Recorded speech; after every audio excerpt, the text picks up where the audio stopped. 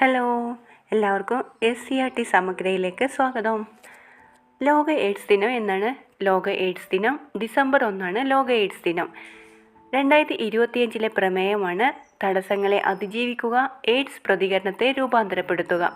ലോക എയ്ഡ്സ് ദിനത്തിൻ്റെ 2025 തീമാണ് തടസ്സങ്ങളെ അതിജീവിക്കുക, എയ്ഡ്സ് പ്രതികരണത്തെ രൂപാന്തരപ്പെടുത്തുക.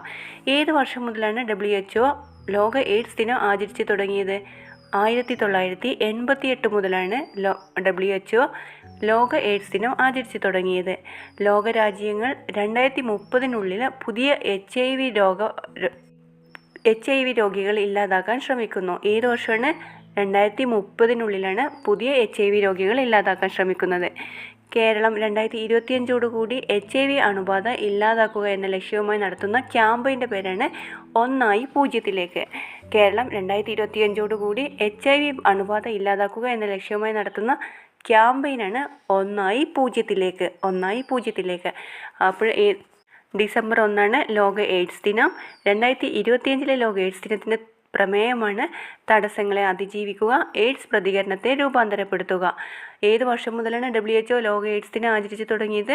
1988 മുതലാണ് WHO ലോക എയ്ഡ്സ് ദിനം ആചരിച്ചു തുടങ്ങിയത്.